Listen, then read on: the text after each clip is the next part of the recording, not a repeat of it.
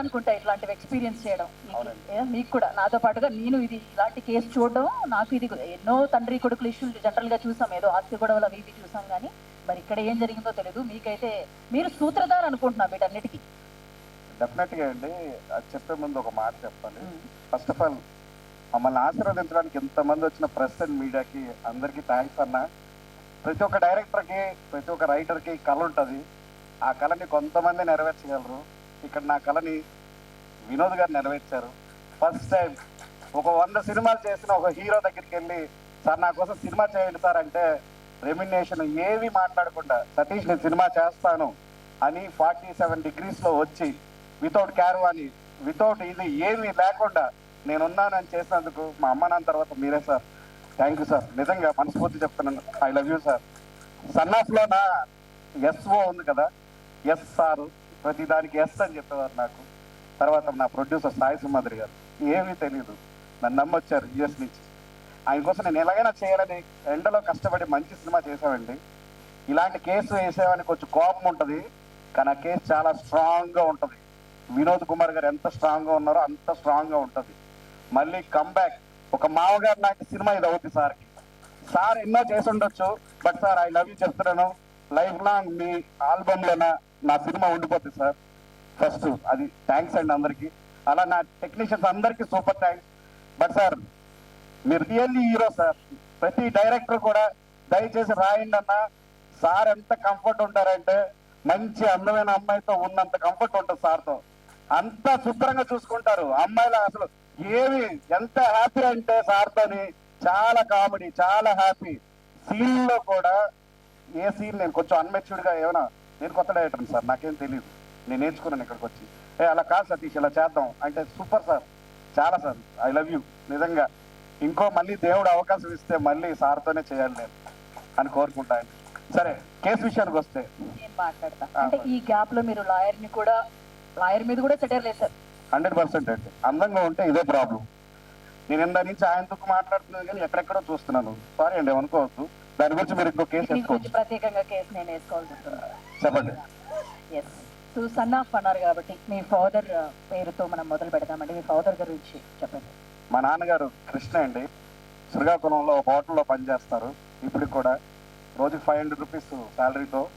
నేను అంటాను నాన్న రానన్నా ఇక్కడ ఉన్నానా, నేనేదో నాకున్న దాంట్లో చేస్తానంటే రే టైండ్ అనేవాడు ఇచ్చేవాడు రా, తీసుకునేవాడు కాదంటాడు. సో మా నాన్న ఇన్స్పిరేషన్, ప్రతి నాన్న ఇన్స్పిరేషన్.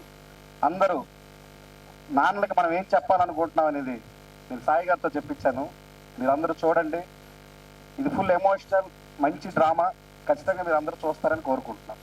మేము కూడా ఎదురు చూస్తున్నాం. తర్వాత ఇంకోటి, మీకు అందరిని అడుగుతున్నారు కదా, నేను అడుగుతున్నాను, మీకు ఎవరి మీదనే కేసు వేయాలనిపించిందా?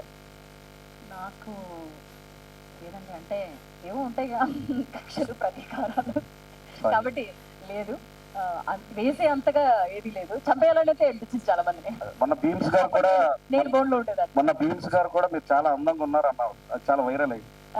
అది మీరు నిజంగానే అందంగా ఉన్నారు. Thank you. అంతే. ఓకే, సో ఇప్పుడు ఈ ఇద్దరిది మనం ఒక టీజర్ అంటే వాళ్ళ ఇంట్లో జరుగుతున్న గొడవ ఏంటి, కేసు ఎందుకు వేస్తున్నారు అయితే మేమైతే చూసాం.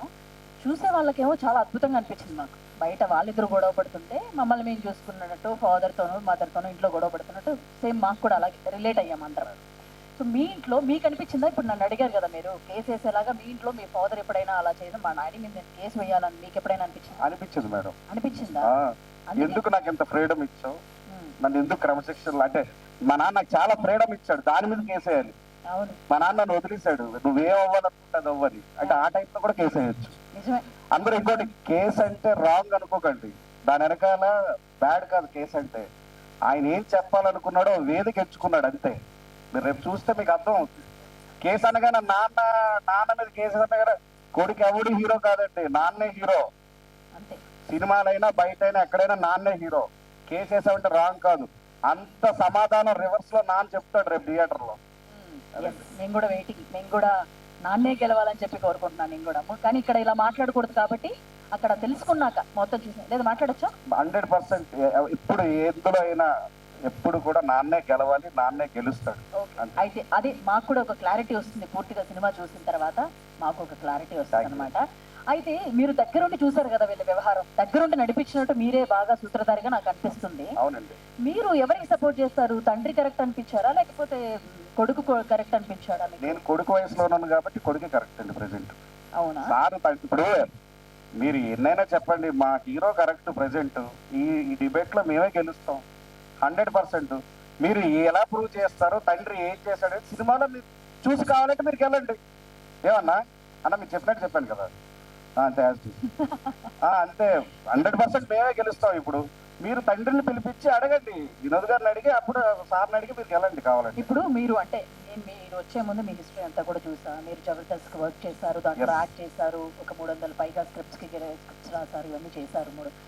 సో ఇప్పుడు మీకు ఇదంతా చూసిన తర్వాత ఏది బాగా అనిపిస్తుంది? అంటే మీరు చేసుకున్న దాంట్లో ఇప్పటి వరకు చూసిన వాటిలో మీ ఎక్స్పీరియన్స్లో ఇది ఎట్లొచ్చింది? అంటే చిత్రసేన దగ్గర నేను బాయ్గా పనిచేశానంటే, వేణు గారి తర్వాత నేనే అసిస్టెంట్గా పనిచేశాను ఆయన దగ్గర. ఒక బాయ్ స్టేజ్ నుంచి నేను ఇవన్నీ జర్నీ చేసుకుని వచ్చాను. జబర్దస్త్ చేశాను, అన్నీ చేశాను. కానీ మనకి ఎన్ని కళలున్నా సరిపోవండి, నెరవేర్చాలంటే ప్రొడ్యూసర్ ఉండాలి. నన్ను చాలా మెచ్చుకున్న ప్రొడ్యూసర్ ఉన్నారు. నాకేం కావాలంటే సినిమా ఫైనల్ వరకు చూడండి ప్రొడ్యూసర్ ఉన్నాడు. నన్ను నమ్మిన మా హీరో మా డాడీ వినోద్ కుమార్ గారు ఉన్నారు, మా సన్న. అది సో థ్యాంక్ యూ అండి. థ్యాంక్స్ అండి. మళ్ళీ మిమ్మల్ని అవసరమైతే మళ్ళీ పిలుస్తాం. అర్థమైపోయింది నాకు, చక్కగా మాట్లాడాను. ఓకేనండి. అదే ఓకే, థ్యాంక్ యూ అండి. మళ్ళీ పిలుస్తాం.